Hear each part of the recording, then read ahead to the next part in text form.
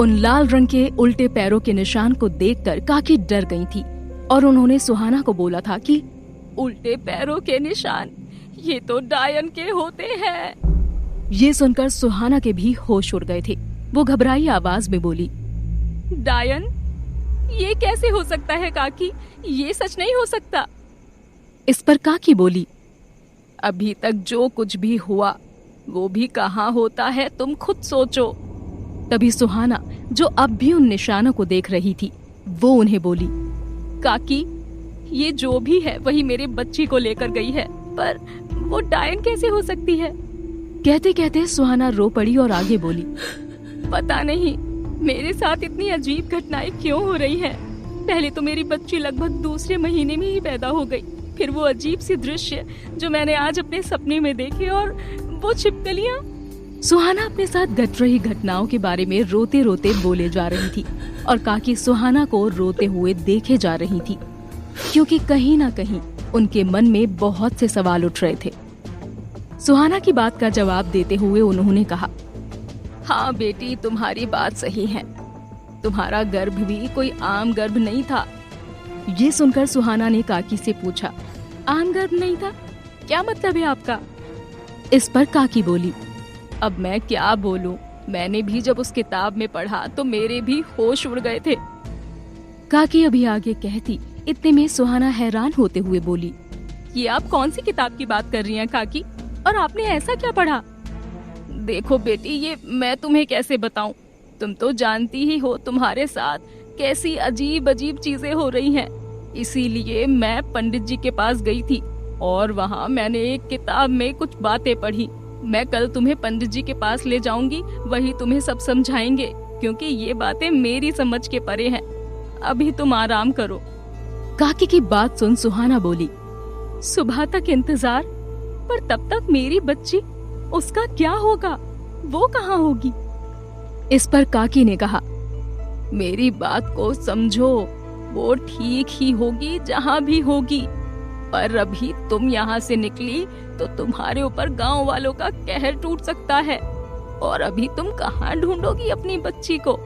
इसीलिए धैर्य रखो। अपनी नवजात बेटी से बिछड़ने के दुख से सुहाना की आंखों से आंसू गिरने लगे, पर उसके पास सुबह तक इंतजार करने के सिवा और कोई चारा भी नहीं था। तभी गांव में अचानक बादल घिर आए और तेज बारिश शुरू हो गई थी। इस वक्त रात के 10 बज रहे थे। तभी इस भारी बारिश के बीच काकी के घर के दरवाजे पर किसी ने दस्तक दी। आहट सुन काकी उठ बैठी और उन्होंने जैसे ही दरवाजा खोला तो सामने एक शख्स को देखा, जिसने खुद पर बारिश से बचने के लिए काला प्लास्टिक डाला हुआ था। कौन हो? काकी ने बस इतना ही पूछा। तभी उस शख्स ने अपने ऊपर से उस प्लास्टिक को हटाया और अंदर आते हुए कहा, मैं हूँ काकी। इतने में काकी ने उस शख्स का चेहरा देख लिया और थोड़ी घबरा गई। मुखिया जी, आप इस वक्त वो भी ऐसे? काकी ने चौंकते हुए पूछा। इस पर मुखिया जी ने कहा, धीरे बोलिए काकी और घबराइए मत, मैं यहाँ आपकी मदद करने आया हूँ। उस लड़की सुहाना को लेकर क्या बात कर सकती हैं आप? मुखिया जी की बात सुन काकी बोली, मैं जानती थी मुखिया जी, आप बड़े नेक दिल हैं। आइए आप कुर्सी पर बैठिए। नहीं, यहाँ नहीं, वो जो दूसरा कमरा है वहाँ चलकर बात करते हैं, मुखिया जी ने कहा और उस कमरे की तरफ चले गए। काकी अभी कमरे में जाकर मुखिया जी के लिए कुर्सी सही से लगा ही रही थी कि इतने में मुखिया जी ने उस कमरे का दरवाजा बाहर से बंद कर दिया। दरवाजा बंद होते देख काकी चिल्लाई, मुखिया जी, ये कैसा मजाक कर रहे हैं आप इस बूढ़ी के साथ? दरवाजा खोलिए, उस कमरे में सुहाना अकेली है। मुखिया जी, आप सुन रहे हैं? एक तरफ काकी कमरे में बंद चिल्लाई जा रही थी तो वहीं दूसरी तरफ मुखिया सुहाना के कमरे की तरफ चला गया। वो जैसे ही दूसरे कमरे में गया तो उसे देख सुहाना चौंक गई और उठ खड़ी हुई, पर मुखिया ने उसे इशारा करते हुए कहा, बैठो बैठो, तुम्हें डरने की कोई जरूरत नहीं है। इतना कहकर मुखिया सुहाना के पास बैठ गया और उसका हाथ पकड़ लिया। ये देख सुहाना को थोड़ा अजीब लगा, पर उसने कुछ कहा नहीं। सुहाना को ऐसे शांत देख मुखिया को और भी हिम्मत मिल गई और वो अपने हाथ सुहाना के चेहरे पर फेरने की कोशिश करने लगा। इतने में सुहाना ने मुखिया के हाथ को झटकते हुए कहा, ये आप क्या कर रहे हैं? छोड़िए मुझे। इस पर मुखिया ने कहा, क्या हुआ तुम्हें? जब तुम बिन ब्याहे बेशर्म होकर किसी के साथ सो सकती हो और अपना बच्चा पैदा कर सकती हो, तो फिर मेरे साथ क्या दिक्कत है? ऐसे तो पता नहीं कहाँ कहाँ अपना मुंह काला कराया होगा। अब सती सावित्री बन रही हो। मैंने तुम्हें गांव वालों से बचाया है, अब ये फिजूल के नखरे छोड़ो। इतना कहकर मुखिया ने सुहाना के चेहरे को अपने दोनों हाथों के बीच ले लिया, पर तभी सुहाना दूर होते हुए बोली, मुखिया जी ये गलत है, ये आप मेरे साथ गलत कर रहे हैं। मैं अभी काकी को बुलाती हूँ। इतना कहकर सुहाना उठी ही थी कि तभी मुखिया ने सुहाना का हाथ कसकर पकड़ लिया और अपनी बाहों में दबोच लिया। ऐसे तो तुम नहीं जा सकती और चिल्लाने की कोशिश भी मत करना। सारे गांव वाले जानते हैं कि तुम चरित्रहीन हो, वो कभी तुम पर विश्वास नहीं करेंगे। इतना कहकर मुखिया ने सुहाना को खाट पर पटक दिया। मुखिया भी उसके करीब आता कि इतने में सुहाना को खाट के सामने लालटेन दिखाई पड़ी। सुहाना ने बिना कुछ सोचे समझे लालटेन मुखिया के सर पर दे मारी। तुम्हारी इतनी हिम्मत, चरित्रहीन लड़की! कहते हुए मुखिया अपना सर पकड़कर जमीन पर बैठ गया और ये देख सुहाना तुरंत बाहर की तरफ भागी और बिना कुछ सोचे समझे सामने जंगल की ओर जाने वाली कच्ची सड़क की तरफ भागने लगी। उस सड़क की तरफ कटीली झाड़ियां थी। सुहाना कटीली झाड़ियों से होते हुए भागे जा रही थी कि तभी अचानक उसके साथ कुछ अजीब हुआ। भागते भागते उसने महसूस किया कि वहां चारों तरफ धुंध छा गई थी और धुंध को पार करके जब वो निकली तो उसके आसपास का सारा दृश्य अचानक बदल गया था। अचानक ही वहां से जंगल गायब हो गया था और फिर उसने अपने चारों तरफ देखा तो पाया कि अब वो जंगल की कटीली झाड़ियों के बीच नहीं है, वो एक अंधेरे कमरे में है। सुहाना जो अब एक अंधेरे कमरे में खड़ी थी, ये देख वो खुद से घबराई आवाज में बोली, ये मैं कहाँ आ गई? मैं तो गांव के जंगल की तरफ भाग रही थी, फिर ये इस अंधेरे कमरे में कैसे आ गई? ये मेरे साथ क्या हो रहा है? सुहाना भी ये सब समझने की कोशिश कर ही रही थी कि तभी अचानक से उसकी नजर सामने बड़े से बक्से की तरफ गई जो ताबूत जैसा दिख रहा था और जो उसके अंदर बंद था वो लगातार अंदर से उस ताबूत जैसे बक्से को पीटे जा रहा था। इसमें कौन बंद हो सकता है? कहते हुए सुहाना उस ताबूत के पास चली गई और जब उसने ध्यान से उस ताबूत को देखा तो पाया कि उस पर एक 18 अप्रैल 1995 की डेट छपी हुई है। सुहाना ये देख ही रही थी कि ताबूत पीटने की आवाज और भी तेज हो गई। फिर बिना सोचे समझे अचानक ही सुहाना ने उसे खोल दिया और फिर जो देखा वो देख उसके पैरों तले जमीन खिसक गई। उस ताबूत में कोई और नहीं बल्कि उसके जैसी दिखने वाली लड़की थी। वो वही थी जिसे सुहाना अपने सपनों के दृश्यों में भी देख चुकी थी। पर अभी जहां उस ताबूत को खटखटाने की तेज आवाजें आ रही थी, वहीं उसके खुलने के बाद उसके अंदर देखने पर सुहाना ने पाया कि उसकी हमशक्ल ये लड़की एकदम शांत उस ताबूत में लेटी हुई है और उसकी आंखें बंद हैं। सुहाना उस ताबूत के अंदर अपने आप को देखकर एकदम से घबरा गई। वो मारे डर के 2-3 कदम पीछे हट गई और कांपती हुई आवाज में बोली, ये मैं यहाँ ऐसे बक्से में बंद कैसे? नहीं, ये मैं नहीं हूँ। ये कहते कहते सुहाना बहुत ज्यादा डर गई। उसे चक्कर आने लगे और उसके आसपास सब घूमने लगा और वो बेहोश हो गई। अगर इस तारीख पर गौर करें तो ये ताबूत 25 साल पुराना था। तो क्या ये सुहाना का 25 साल पुराना अवतार था? एक तरफ सुहाना उस अंधेरे कमरे में बेहोश हो गई थी तो वहीं दूसरी तरफ मुखिया काके के घर से बाहर निकल आया। उसका सिर एक जगह से फट गया था। उसने आसपास देखते हुए कहा, कहाँ गई वो लड़की? उसे मैं आज नहीं छोड़ूंगा। इतना कहकर मुखिया सुहाना को चारों तरफ ढूंढने लगा। इसी बीच सामने से पंडित जी आते हुए दिखाई दिए। पंडित जी ने जैसे ही मुखिया को ऐसे परेशान देखा तो चौंक गए और तभी मुखिया की भी नजर सामने से आते हुए पंडित जी पर चली गई। मुखिया को अब घबराहट होने लगी। तो उसे डर सताने लगा कि कहीं पंडित जी को उसका सच ना पता चल जाए। मुखिया ये सब सोच ही रहा था कि पंडित जी उसके पास आकर बोले, क्या बात है मुखिया जी, आप यहाँ, और आपकी ये हालत किसने की? पंडित जी की बात सुन मुखिया थोड़ा घबरा गया, पर खुद पर काबू पाते हुए बोला, वो जो काकी के घर में लड़की आई है, उसने मुझे कुछ बात करने के लिए बुलाया था, और अब जब मैं उसके घर पहुंचा तो मेरे साथ जबरदस्ती करने की कोशिश करने लगी। मैंने लाख समझाया कि मेरा धर्म मत बिगाड़ो, पर भलाई का तो जमाना ही नहीं रहा। देखिए क्या हालत कर दी है उसने मेरी। मुखिया जी इससे आगे कुछ कहते, इतने में पंडित जी ने बताया, मुखिया जी यही तो आपने गलती कर दी। आपको ऐसे इतनी रात को उसके पास जाना ही नहीं चाहिए था। वो कोई आम लड़की नहीं है। आम लड़की नहीं है मतलब? पंडित जी की बात पर मुखिया ने चौंकते हुए कहा। मुखिया की हालत देख पंडित जी ने आगे बताया, मतलब ये मुखिया जी कि उस लड़की पर डायन का वास है। ये सुनते ही मुखिया के होश उड़ गए और वो बोला, ये आप क्या कह रहे हैं पंडित जी? मैं बिल्कुल सच कह रहा हूँ मुखिया जी, आप यकीन नहीं करेंगे। उसका 2 महीने का गर्भ 6 महीने के बराबर हो गया था। और तो और काकी ने खुद बताया था मुझे कि जब से वो लड़की उनके घर में आई है, उनके साथ अजीब घटनाएं घट रही हैं। और फिर मैंने इस किताब में देखा, तब समझ आया कि माजरा क्या है। रुकिए, मैं आपको वो किताब दिखाता हूँ। इतना कहकर पंडित जी ने अपने झोले से वो किताब निकाली और मुखिया के सामने उस पन्ने को खोल दिया जिसमें सब कुछ लिखा हुआ था। पूरी बात पढ़ने के बाद मुखिया को बहुत बड़ा झटका लगा। मुखिया को ऐसे परेशान देख पंडित जी ने कहा, अब तो आप समझ गए मुखिया जी, उस लड़की पर डायन का वास है, डायन का। इसीलिए तो उसका गर्भ भी आम नहीं था, और इस किताब की माने तो उसके गर्भ से जन्म लेने वाला बच्चा भी आम नहीं होगा, उसमें भी डायन के कुछ अंश होंगे। तो मतलब वो और उसका बच्चा हमारे लिए और गांव के लिए खतरा है? मुखिया ने कुछ सोचकर कहा। इस पर पंडित जी बोले, हाँ बिल्कुल, इसीलिए हमें उस लड़की को और उसकी बच्ची को खत्म करना होगा, नहीं तो हम सबका इस गांव का सर्वनाश हो जाएगा।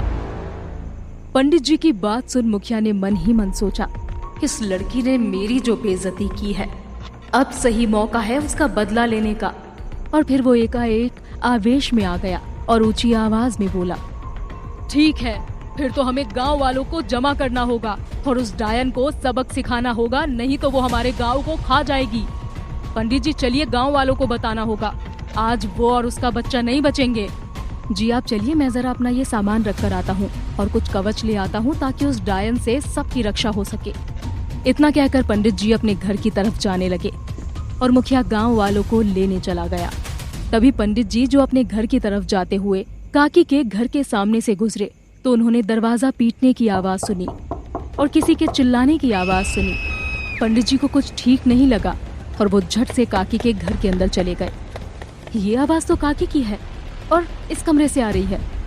इतना कहकर पंडित जी ने दरवाजा खोल दिया। दरवाजे के खुलते ही काकी रोते हुए बाहर निकली। पंडित जी ने काकी को ऐसे देखा तो घबरा गए और बोले, मुझे तो पहले ही लग रहा था कि वो लड़की सुहाना ठीक नहीं है, क्योंकि उसके अंदर डायन का वास है और वो जरूर कुछ न कुछ गड़बड़ करने वाली है। उसी ने की ना आपकी ये हालत।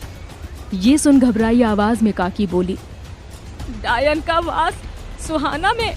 ये आप क्या कह रहे हैं? उसने कुछ नहीं किया, ये तो सब। काकी अपनी बात पूरी कर पाती कि इतने में बाहर गांव वालों के चिल्लाने की आवाज आई, बाहर निकालो सुहाना को, कहाँ है वो डायन? ये आवाजें सुनकर काकी ने चौंकते हुए कहा, पंडित जी ये कैसी आवाज है? क्या हुआ है? सुहाना यहाँ नहीं है, वो कहाँ है? ये कहते कहते काकी उठकर घर से बाहर निकल आई। पंडित जी भी जल्दबाजी में बाहर आ गए। इसी बीच पंडित जी के कंधे से वो झोला वहीं जमीन पर गिर गया जिसमें वो खास किताब थी। इधर काकी जैसे ही बाहर आई उन्होंने देखा कि सारे गांव वाले अपने हाथ में मशाल लिए गुस्से में चिल्ला रहे हैं। उन सब में सबसे आगे मुखिया था और पीछे गांव वाले। उसने सभी गांव वालों को संबोधित करते हुए कहा, गांव वालों, उस चरित्रहीन लड़की में डायन का वास है और ये बात काकी ने छुपाने की कोशिश की थी, पर सच्चाई बाहर आ ही गई। इसीलिए अब हमें देर नहीं करनी चाहिए। सारे लोग गांव में चारों तरफ फैल जाओ और ढूंढो उसे और जिंदा जला दो। वो बचकर जाने ना पाए, क्योंकि अगर वो अपने असली रूप में आ गई तो हम सबको बर्बाद कर देगी। मुखिया की बात सुन गांव वाले आक्रोश से भर गए और एक साथ ही चिल्ला पड़े, हम उसको जिंदा नहीं छोड़ेंगे। कहते हुए सारे गांव वाले चारों तरफ सुहाना को ढूंढने लगे। काकी जो अपने घर के दरवाजे के पास से ये सब देख रही थी, वो परेशान हो गई और उन्होंने खुद से कहा, मुझे सुहाना को ढूंढकर उसे किसी भी तरह से इस गांव से निकालना होगा, नहीं तो ये गांव वाले उसे नहीं छोड़ेंगे। पर बाहर बहुत अंधेरा है, मैं पहले लालटेन ले आती हूँ, फिर उसे देखने निकलती हूँ।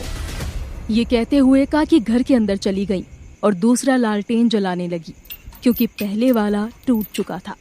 काकी लालटेन लिए बाहर आ ही रही थी कि इसी बीच उनका पैर पंडित जी के झोले पर पड़ा। ये क्या है? कहते हुए काकी ने जैसे ही लालटेन को नीचे किया, उन्हें झोले के अंदर वो किताब दिखाई दी जिस पर लिखा था, वियोना, एक रहस्य। किताब को देख काकी चौंक गई और उन्होंने किताब को उठाते हुए कहा, इस किताब में ही सुहाना के बारे में बताया गया है, तो हो सकता है इसी में समाधान भी हो।